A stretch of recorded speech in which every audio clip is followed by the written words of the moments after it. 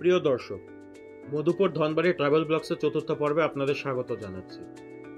মধুপুরের জাতীয় উদ্যান থেকে এখন আমরা আপনাদের নিয়ে যাব মধুপুরের বিখ্যাত আনারসের ক্ষেত এবং আনারসের বাজার জলছত্রে। মধুপুরের আনারস নিয়ে একবার বলতে শুরু করলে বলে শেষ করা যাবে না, তবে শুরুতেই বলতে হয় এজন্য সবুজের মাঝে সোনালী সম্ভাবনা। টাঙ্গাইলের এই ছোট্ট এলাকা, বিশেষ করে মধুপুর গড়, আজ হয়ে উঠেছে দেশের অন্যতম আনারস উৎপাদন কেন্দ্র।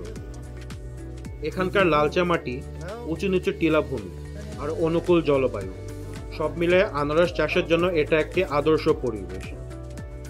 মে থেকে অগাস্ট পর্যন্ত সময়টা মধুপুরের ক্ষেত ভরা থাকে পাকা আনারসে। এই আনারসের স্বাদ একেবারেই অনন্য, কারণ এতে কোনো কেমিক্যাল ব্যবহার করা হয় না। এই আনারস প্রাকৃতিকভাবে খেতেই পাকে। এখানকার মানুষ আনারসের উপরে অনেকাংশে নির্ভরশীল তাদের জীবিকার জন্য। মধুপুরের আনারস শুধু ফল নয়, এটি হাজারো কৃষকের জীবিকার প্রতীক আর বাংলাদেশের কৃষি সম্ভাবনার এক উজ্জ্বল দৃষ্টান্ত। এই ক্ষেত পাকা আনারস উত্তোলনের পরে পৌঁছে যায় জলছত্র বাজারে, যা শুধু মধুপুর নয়, বাংলাদেশের অন্যতম বৃহত্তম আনারস বাজার।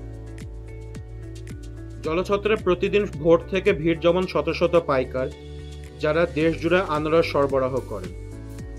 এই জলছত্র থেকে আনারস পৌঁছে যায় ঢাকা থেকে শুরু করে বাংলাদেশের বিভিন্ন প্রান্তে, এমনকি বাংলাদেশের বাইরেও রপ্তানি হয় মধুপুরের আনারস। আসুন আমরা এখন আমাদের রাইডারদের আনারস খাওয়ার অনুভূতি শেয়ার করি।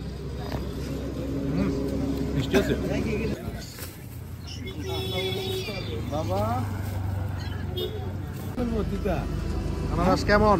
মধু কেমন?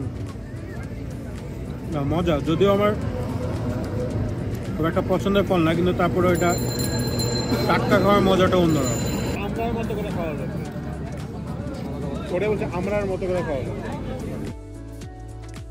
আজ আসছি, দেখা হচ্ছে পরবর্তী পর্বে, যেখানে আমরা আপনাদের নিয়ে যাব বিখ্যাত 201 গম্বুজ মসজিদে। ততক্ষণ পর্যন্ত আমাদের সাথেই থাকুন, আমাদের পেজটি ফলো করুন, ভিডিওটিতে একটি লাইক দিন এবং শেয়ার করুন। সেই সাথে কমেন্টে জানান এই ভিডিওর আপনার পছন্দের অংশটি।